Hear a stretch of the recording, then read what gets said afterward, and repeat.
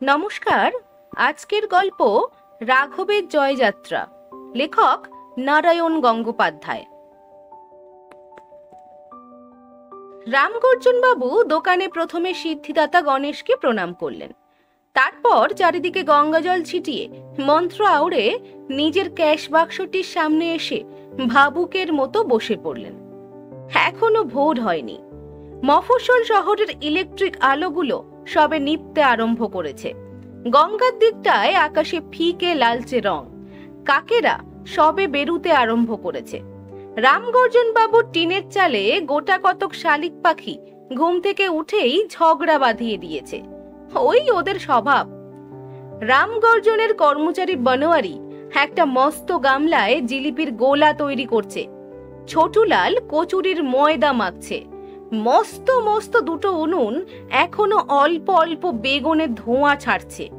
একটু পরেই কয়লা গনগন করে উঠবে। কচুরি আর জিলিপি ভাজা আরম্ভ হয়ে যাবে। রসগোল্লা, লেডিকেনি, চমচমার সন্দেশ কাল রাতেই তৈরি হয়ে রয়েছে। 6টা বাজতে না বাজতেই খদ্দেরের আনাগোনা শুরু হবে।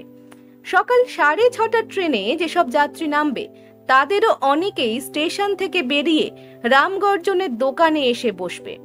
তারপর থেকে রাত 11টা পর্যন্ত সমানে বেচা কেনা। রামগর্জন বাবুর জয়গুরু মিষ্টান্ন ভান্ডার শহরের সবচেয়ে বড় মিঠাইয়ের দোকান। তার মিঠাই লোকের আরো মিঠে লাগে তার মধুর ব্যবহারে। বাপের আমলের ছোট ব্যবসাটিকে নিজের চেষ্টায় তিনি এত বড় করতে পেরেছেন। চমৎকার একটি দোতলা বাড়ি করেছেন। জমি জমা কিছু রয়েছে। 3 পুরুষ আগে তারা উত্তরপ্রদেশ থেকে এখানে এসেছিলেন। এখন আচার ব্যবহার, চাল চলন আর কথাবার্তায় পুরো বাঙালি হয়ে গেছেন। বাইরে থেকে দেখলে রামগর্জনের মতো সুখী আর কেউ নেই।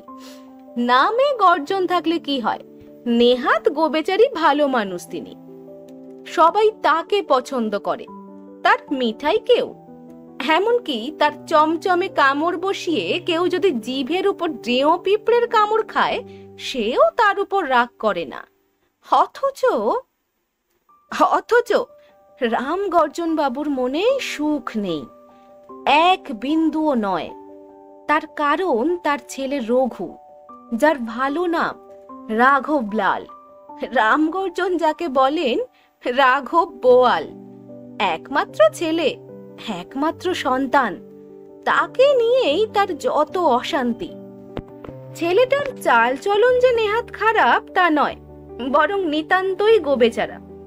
এত বেশি গোবেচারা যে ক্লাসে পড়া জিজ্ঞেস করলে পর্যন্ত মুখ নিচু করে বসে থাকে। 1-8জন মাস্টার আছেন, তারা কিছুতেই হাল ছাড়বার বান্দা নন। তাদেরই একজন হচ্ছেন গোপেশ বাবু। তিনি রঘুর নীরবতা ভাঙবার পণ করে বসলেন। বারবার জিজ্ঞেস করতে লাগলেন, এই রঘু, শিগগির বল, বাংলাদেশের মুখ্যমন্ত্রীর নাম কি? এমন বিপদেও মানুষ পড়ে। রঘু এর আগে এক মনে একটা গুবরে পোকা লক্ষ্য করছিল। সেটা মিনিট কয়েক পরে মেঝেতে চিত হয়ে পড়ে আছে। প্রাণপণে হাত পা ছুটছে আর গুড় গুড় করে আওয়াজ ছাড়ছে। কতক্ষণে ওটা উবুর হতে পারবে এবং তারপর জানলা দিয়ে বোঁ করে বেরিয়ে যাবে, রাঘবের সমস্ত মনোযোগটা সেদিকেই ছিল। এমন সময়ে বাংলাদেশের মুখ্যমন্ত্রী আচমকা তার ঘাড়ের উপরে পড়ে সব গোলমাল করে দিলে। এর মধ্যে গোপেশ বাবু অক্লান্তভাবে জিজ্ঞেস করে যাচ্ছেন এবং স্থির লক্ষ্যে এগোচ্ছেন লাস্ট বেঞ্চের দিকে। এবং তার হাতে যে চড়িটি আছে তারও হাবভাব অত্যন্ত সন্দেহজনক। অগত্যা রঘুকে উঠে দাঁড়াতে হলো। শিগগির বল, বাংলাদেশের মুখ্যমন্ত্রীর নাম কি? গোবরে পোকার আশা ছেড়ে দিয়ে রঘু ফস করে বলল, রাঘবলাল সিং। ক্লাসে হাসির বোমা ফাটলো, কিন্তু গোপেশ বাবু হাসতে পারলেন না। তার মুখের চেহারা দেখে একবার সন্দেহ হলো এক্ষুনি বুঝি কেঁদেই ফেলবেন, কিন্তু তাও করলেন না। যেখানে ছিলেন সেইখানেই জমে রইলেন কিছুক্ষণ। হাত থেকে বেতটা পাশে ছেলেটার নাকের উপর খটাস করে খসে পড়ল। সে কাউ কাউ করে উঠতে গোপেশবাবু তাকে দুটো থাবড়া মেরে বসিয়ে দিলেন। তারপর করজোড়ে রঘুকে বললেন, আপনি যে আমাদের মুখ্যমন্ত্রী সে তো জানতুম না স্যার। না জেনে কত বেয়াদবি করে ফেলেছি, নিজ গুণে মার্জনা করবেন। সেই থেকে রঘু বাংলাদেশের মুখ্যমন্ত্রী। আর মুখ্যমন্ত্রীকে পেলে কেউ কি ছাড়তে চায়? স্কুলও তাকে ছাড়েনি। পরপর 2 বছর ক্লাস 8-এই রেখে দিয়েছে।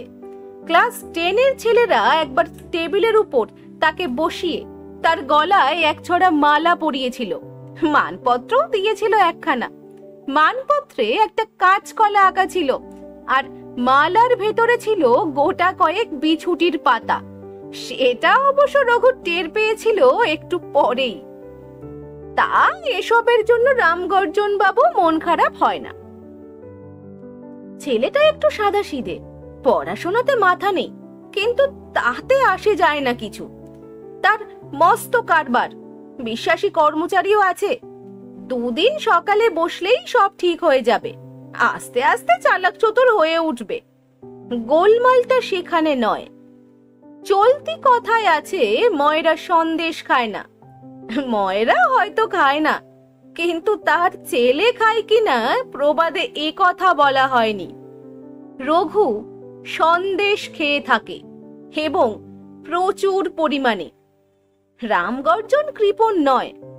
মিঠাই, মন্ডা, দই, ক্ষীর রঘু যথেষ্ট খেতে পায়, কিন্তু তার কিছুতেই তৃপ্তি নেই। 1 সের রসগোল্লা খেয়ে সে আর 1 সের খাবার জন্য তৎক্ষণাৎ প্রস্তুত। একেই বলে আসলে গোল্লায় যাওয়া। শিবরাম চক্রবর্তীর গল্প না পড়েও রামগর্জন বাবু সে কথা বুঝতে পারেন, কিন্তু এ কথাই বুঝতে পারেন না যে অতটুকু পেটে অত খাবার সে রাখে কোথায়। আরে, দোকানের খাবার যদি তুই সবই খাবি, তাহলে ব্যবসা করবি কি করে? সব যদি তোরই পেটে যায়, খদ্দেররা কি কেবল শাল পাতার ঠোঙা নিয়ে তোকে পয়সা দিয়ে যাবে? একটু রয়ে সয়ে খা না বাপু, জীবন ভরই তো খেতে পাবি তাহলে। এসব কথা রঘুকে বুঝিয়েছেন তিনি অনেকবার। রঘুও বুঝেছে, মাথা নেড়েছে সঙ্গে সঙ্গেই। ভাব দেখে মনে হয়েছে যে এরপর থেকে সে প্রত্যেক দিনই একাদশী করতে থাকবে। তারপরই হয়তো রামগর্জন কোনো কাজে একটু উঠে গেছেন, আর তার দোকানের কর্মচারীরা একটু অন্যমনস্ক হয়েছে। সেই ফাঁকে বিশেষ কিছু করেনি রঘু। ডজন খানেক চমচম কিংবা গোটা 16 পান্তুয়া দেখতে দেখতে সাবার করে বসেছে। একমাত্র ছেলের গায়ে হাত তুলতে মায়া হয় রামগর্জনের, তবু কান শক্ত করে ধরে কড়া মোচড় লাগিয়েছেন একটা। এতক্ষণ ধরে কি বোঝালুম? গাড্ডার কাহাকা, হত্ত ছাড়া পেটুক দাস। কি করব, বড্ড খিদে পেয়েছিল যে। খিদে তোর হয়েছে সেই গায়ের গোবরের দশা। বাপের মুখ থেকে শোনা একটা হিন্দি বচন আওড়ান রামগর্জন। যে খায় সে লালায়, বলি পেটে কি আছে, জ্বালা না সিন্ধুক? রঘু জবাব দেয় না। ক্লাসে পড়া জিজ্ঞেস করলে যেমন, তেমনি পরমহংস হয়েই বসে থাকে। এরপরে তুই আমাকে খাবি, বুঝেছিস? তুই তো রাঘব নস, রাঘব বোয়াল। আমাকে খেয়েই তোর লালচ শান্ত হবে। রঘু একবার বাপের দিকে তাকিয়ে দেখে। খুব সম্ভব ভাবে, তার বাবা যদি একটা প্রকাণ্ড পান্তুয়া হতো, তাহলে এ অনুরোধ করবার একেবারেই দরকার হতো না। অনেক আগেই সে।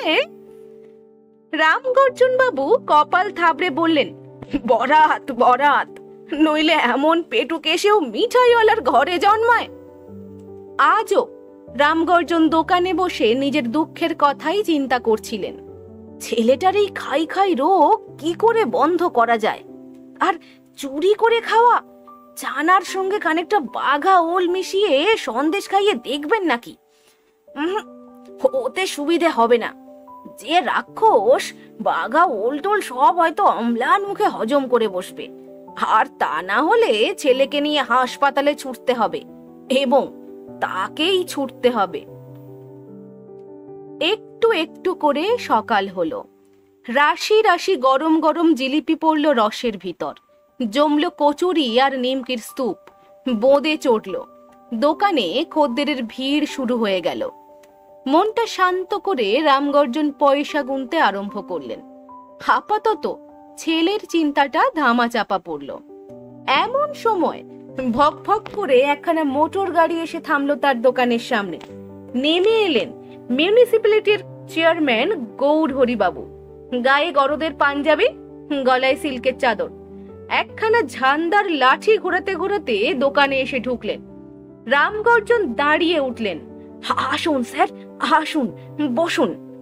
গৌরহরি বললেন, বসবার সময় নেই, আমার মেয়ে জামাই এসেছে 6:30টার ট্রেনে, গাড়িতে বসে আছে তারা। তোমাকে যে 250 স্পেশাল ছানার জিলিপি তৈরি করতে বলেছিলুম সেটা? হ্যাঁ স্যার, কাল রাতেই রেডি করে রেখেছি, দিচ্ছি এক্ষুনি। স্পেশাল অর্ডারের আলমারিটা খুললেন রামগর্জন। এর চাবি তার ঘুনশিতেই থাকে, কিন্তু খুলে যা দেখলেন তাতে তাহারই চোখ ছানা বড়া নয়, একেবারে ছানার জিলিপি হয়ে গেল। অত বড় হাড়িটা প্রায় সাফ, তলায় খান তিনেক পড়ে আছে ধ্বংসাবশেষের মতো। কি হলো হে?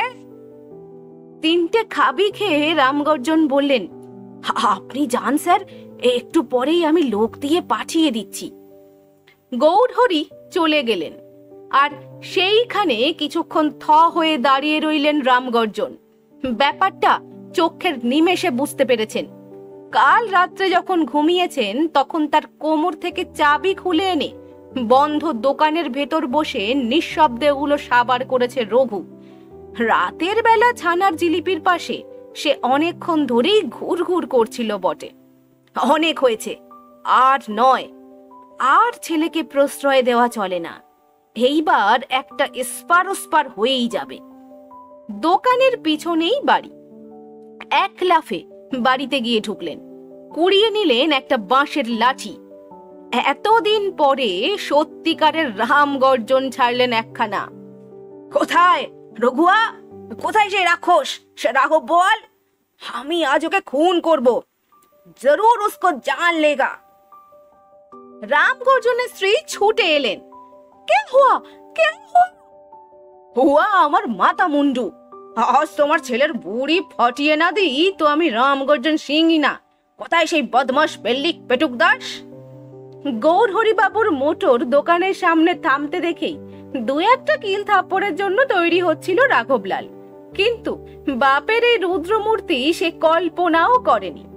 অতএব বাপের লাঠি ঘাড়ে পড়বার আগেই জ পলায়তে সজীবতী, তড়াক করে সে বড় রাস্তায় লাফিয়ে পড়ল। তারপর টেনে দৌড়। কাহা ভাগবি, আজ তোমার মুন্ডু ছাতু করে তবে আমি, বলে রামগর্জন ছেলেকে তাড়া করলেন। প্রায় ধরেই ফেলেছেন এবং লাঠির একটা ঘা বসিয়ে দিতে যাচ্ছেন ছেলের পিঠে। এমন সময় কোত্থেকে 2টো ষাঁড় গুতোগুতি করতে করতে দুজনের মাঝখানে এসে পড়ল। রামগর্জন থমকে দাঁড়িয়ে পড়লেন, আর আর এক জোড়া জুজুৎসু ষাঁড়ের ভিতর দিয়ে অসহায় ভাবে তাকিয়ে তাকিয়ে দেখলেন রঘুর মাথার টিকিটি বাতাসে নাচতে নাচতে অনেক দূরে মিলিয়ে গেল তার লাঠির আওতার বাইরে, অনেক দূরে। ইস, কয়েকটা জানা জিলিপি লোভে শেষ পর্যন্ত কি ল্যাটাতেই পড়া গেল। বাবা যে এমন খেপে যাবে সে কথা কি স্বপ্নেও ভাবতে পেরেছিল রঘু? চিরকালই সে আদুরে ছেলে, চর চাপড় কখনো কখনো 2-4টে না খেয়েছে তা নয়, মিঠাই খেয়েছে অনেক বেশি। ছানার জিলিপি খাওয়ার সময় জানতো 2-1 ঘা পিঠে পড়বেই, আর পিঠে একাত্র না সইলে পেটের তোয়াজি বা করা যায় কি করে? কিন্তু শেষ পর্যন্ত লাঠি, আর ওই রকম গাঁটে গাঁটে পাকানো রাম লাঠি, ওর এক এক ঘা জুত মতো পড়লেই আর দেখতে হবে না, রঘু স্রেফ ছাতু না হালুয়া হয়ে যাবে। হালুয়া খেতে ভালোই, কিন্তু হালুয়া হওয়া যে মোটেই ভালো নয় এটুকু বোঝবার মতো বুদ্ধি রঘুর আছে। না হয় খেয়েইছে ডজন দুই ছানার জিলিপি। পরের তোতা নয়, বাপের দোকানেরই তো জিনিস, তারই জন্য এত লাঞ্ছনা। বাপ রামগর্জনের এমনি রামগর্জন, আর এই পিলে চমকানো পেল্লায় কুৎকা নিয়ে তাড়া করা। তার গোলগাল ভালো মানুষ চেহারার বাপের প্রাণ যে এমন পাষাণের মতো কঠিন, সে কথা কে কবে চিন্তা করেছিল? কিন্তু আপাতত রঘুকেই চিন্তা করতে হচ্ছে, আর সেটা চলছে স্টেশনের সাইডিংয়ে একটা মালগাড়ির তলায় ঘাপটি মেরে বসে। বাপের কাছ থেকে পালিয়ে যাবার জন্য আপাতত এছাড়া ভালো জায়গা আর সে খুঁজে পায়নি। সেই পালিয়ে এসেছে সকালবেলা, এখন রোদ হেলে পড়েছে পশ্চিমের দিকে। এর মধ্যে বার পাঁচে খাওয়া হয়ে যায়, কিন্তু রঘুর মুখে এক ফোঁটা জল পড়েনি। একে পেটুক মানুষ, তাই দারুণ খিদে পেয়েছে। পেটের নাড়িগুলো ত্রাহি ত্রাহি করে ডাক ছাড়ছে, কিন্তু রঘুর বেরুবার সাহস নেই। স্টেশনের সবাই তাকে চেনে, এতক্ষণে তার খোঁজও পড়েছে নিশ্চয়ই। বেরুলেই কেউ না কেউ ক্যাক করে গলাটা পাকড়ে বাপের কাছে নিয়ে যাবে তাকে। আর তারপর তারপর সেই লাঠি, রাম লাঠি। না, রঘু যাবে না। তাহারও মনে দারুণ ধিক্কার এসে গেছে। ছি ছি, কয়েকটা ছানার জিলিপির জন্য এত লাঞ্ছনা! ভাই নেই, বোন নেই, একমাত্র ছেলে সে, তার সঙ্গে এমন নৃশংস ব্যবহার। বেশ, সেও আর বাড়ি ফিরবে না, কলকাতায় চলে যাবে, সেখানে রোজগার করবে। তারপর সেও একটা মিঠাইয়ের দোকান দেবে, যত ইচ্ছে খাবে, যা খুশি বিক্রি করবে। তখন হায় হায় করতে থাকবেন রামগর্জন। বুঝবেন রাঘব লালও নেহাত তুচ্ছ করবার ছেলে নয়। রঘু সেই মালগাড়ির তলায় বসে সারা দুপুর এইসব কঠিন প্রতিজ্ঞা করছিল, আর দেখছিল একটু দূরে পাথরের ভেতর থেকে ড্যাব ড্যাবে চোখ মেলে একটা কটকটে ব্যাঙ তারই দিকে তাকিয়ে আছে। কয়েকটা ঢিল মেরে ব্যাঙকে তাড়িয়ে দিয়ে রঘুর মনটা শান্ত হলো। তারপর গাড়ির তলায় ঠান্ডা ছায়ায় বেশ লম্বা হয়ে শুয়ে পড়ল। এলোমেলো ভাবনায় দুপুর গড়িয়ে গেল। সামনে দিয়ে কুলি আর পয়েন্টসম্যানরা আসা যাওয়া করলো। ঝমঝম করে অনেকগুলি ট্রেন এলো আর গেল। তারপরই দেখা দিল প্রচন্ড খিদে। কলকাতায় যাওয়ার প্রতিজ্ঞা বুঝি আর টেকে না। মার কথা মনে পড়ছে, মনে পড়ছে ধোয়ানো গরম ভাতের উপর খাঁটি ঘিয়ের গন্ধ, ঘন অরহরের ডাল, ভাজাভুজি, আলুর দম, চাটনি, ক্ষীরের বাটি, তার সঙ্গে 4টি টাটকা মিষ্টি। বুকের ভেতর হাঁকু পাকু করে পেটটা চোঁচো করতে থাকে। রঘু ভাবে বাবার রাগ নিশ্চয়ই এতক্ষণে ঠান্ডা হয়ে যাবে। মা বসে বসে তার জন্য চোখের জল ফেলছেন। বেরুবে, দেখবে নাকি একটুখানি এগিয়ে? কিন্তু বাবার হাতের সেই লাঠি, সেই বাঘা হুঙ্কার, সে যাত্রা নয় ষাঁড়ের লড়াইয়ের জন্য প্রাণ বেঁচেছে। কিন্তু এবার যদি বাবা টিকিটা একবার চেপে ধরতে পারে, ভাবতেই প্রাণ শুকিয়ে এলো। এদিকে কি খিদেই যে পেয়েছে, সেই কটকটে ব্যাঙটাকে ধরতে পারলেও চিবিয়ে খায় এমন মনের অবস্থা। আর তো সহ্য করা যায় না। বাইরে রোদ লাল হয়ে এসেছে। রঘুর চোখের সামনে সার বাঁধা রেল লাইনের উপর দিয়ে লম্বা লম্বা ছায়া নামছে। একটু পরেই সন্ধ্যা নামবে। তারপর রাত 8টার সময় কলকাতা যাওয়ার গাড়িটা এলে টুক করে বেরিয়ে রঘু চেপে বসবে তাতে। কিংবা রঘু ভাবতে লাগলো, সেই অন্ধকারের সুযোগ নিয়ে গুটি গুটি পায়ে বাড়ির দিকেও এগোনো যেতে পারে। খিড়কির দরজা দিয়ে যদি একবার ভেতরে ঢোকা যায়, একবার যদি মার আঁচলের তলায় আশ্রয় নেওয়া যায়, তাহলে। কিন্তু তারও তো দেরি আছে। এতক্ষণ থাকা যায় কি করে? রঘু কি এই মারাত্মক খিদেতেই মারা পড়বে নাকি শেষ পর্যন্ত? যা হওয়ার হোক, বাড়ির দিকেই যাই, এমনি একটা প্রায় ঠিক করে ফেলেছিল রঘু। ঠিক সেই সময় যে মালগাড়ির তলায় সে শুয়েছিল, তার থেকে হাত চারেক দূরে দুটো লম্বা কালো পা দেখা গেল। একবারের জন্য রঘুর বুক ধরফর করে উঠল। বাবা নাকি? খোঁজ পেয়ে ধরতে এসেছে তাকে? পিছন দিক থেকে বেরিয়ে শটকান দিতে যাবে এমন সময় পায়ের মালিক ঝুপ করে সেখানে বসে পড়ল আর বেশ দরাজ গলায় গান ধরলে, হরে ভজো ভৈয়া কৌশলা নন্দন কা, ভজো সিয়া রাম কো। না, বাবা নয়, লোকটাকে রঘু চেনে। এই স্টেশনারির বুড়ো কুলি চম্পতিয়া। চম্পতিয়া তাকে দেখতে পায়নি বলেই মনে হলো। মালগাড়ির তলায় কালো ছায়ার ভেতর লুকিয়ে থেকে লক্ষ্য করতে লাগলো রাঘবলাল। তার আরো মনে পড়ল চম্পতিয়া ডান চোখে দেখতে পায় না। দিনের আলোতেই হাত 4-5-এর বেশি তার নজরে আসে না। সুতরাং রঘুকে যে সে দেখতে পাবে এমন সম্ভাবনা বিশেষ নেই। আরে ভজো ভাইয়া রাবণ সুদন, ভজো রঘু রায় কো। রঘু রায়কে ভজন করুন না না করুন, কিন্তু এখানে বসে বসে কি করছে চম্পতিয়া? এতক্ষণে সব দেখতে পেল রঘু। তাকেই ভজন করুক আর শ্রী রামচন্দ্রজিকেই করুক, সামনে যা করছে তা ভোজনের আয়োজন। একটা পেতলের থালায় ছাতু ঢেলেছে, লোটা থেকে জল দিয়ে পাকাচ্ছে মস্ত এক গোলা। কাঁচা লঙ্কা আছে, লবণ আছে, দুটো বড় বড় কলাও রেখেছে পাশে। ছাতু অবশ্য রাঘবলালকে বিশেষ খেতে হয় না, কিন্তু চম্পতিয়ার খাওয়ার ব্যবস্থা দেখে তার জিভে জল এসে গেল।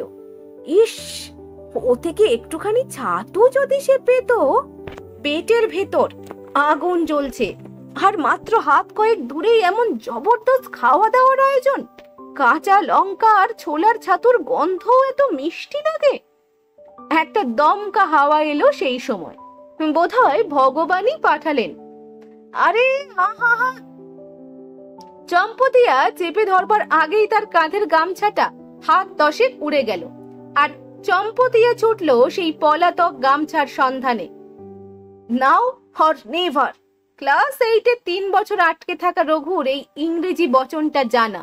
সঙ্গে সঙ্গেই সে এগিয়ে গেল থালাটার দিকে, মালগাড়ির তলা থেকে হাত বাড়ালো। তারপর সেই আতসে চাতুর তাল পেতলের থালাটা থেকে অদৃশ্য হলো, বিলীন হলো চোখের পলকেই। গামছা কুড়িয়ে নিয়ে ফিরে এসেই মুখ হাঁ হলো চম্পতিয়ার। আরে ये क्या हुआ? ছাতুয়া কিধর গেল? কুত্তা লে গেল ক্যা? কিন্তু কাছাকাছি কোনো কুকুরের চিহ্ন পাওয়া গেল না, আর চোখের দৃষ্টি কম বলেই চম্পতিয়া দেখতে পেল না রাঘবলাল ততক্ষণে সেই ছাতুর তাল নিয়ে পেছনের একটা মালগাড়িতে গিয়ে উঠেছে। রাম রাম, ये तो জিন মালুম होता है। ব্যাস, চম্পতিয়া আর দাঁড়ালো না, ঊর্ধ্বশ্বাসে ছুট লাগালো স্টেশনের দিকে। আর তখন আধ খোলা বিচলিতে অর্ধেক বোঝাই একটা মালগাড়িতে চেপে বসেছে রাঘবলাল, আর বিচলির মধ্যে লুকিয়ে বেশ নিশ্চিন্তে ছাতুর তালটা সে সাবার করছে। যাক, এতক্ষণে পেটটা একটু ঠান্ডা হলো। পেট কেবল ঠান্ডাই হলো না, পাথরের মতো ভারী হয়ে উঠল। রঘু আর বসতে পারল না, বিচালির মধ্যেই দিব্যি আরাম করে শুয়ে পড়ল। আস্তে আস্তে ঘুমে জড়িয়ে এলো চোখ। আবার যখন ঘুম ভাঙলো, মনে হলো স্বপ্ন দেখছে। হু হু করে হাওয়া লাগছে গায়ে। কালো অন্ধকারের ভিতর দিয়ে একটা ছুটন্ত ট্রেনের মধ্যে সে কাত হয়ে শুয়ে আছে। দুপাশে ছিটকে ছিটকে যাচ্ছে অন্ধকার বন জঙ্গল। মাথার উপর রাশি রাশি তারার দিকে ইঞ্জিনটা মুঠো মুঠো আগুনের ফুলকি ছুড়ে দিচ্ছে। ঝড়াং ঝড়াং করে বিকট আওয়াজ উঠছে ট্রেনের লোহা লক করে। আর আর কে যেন একটা করকরে লম্বা জিভ দিয়ে এক মনে তার পিঠটা চেটে চলেছে।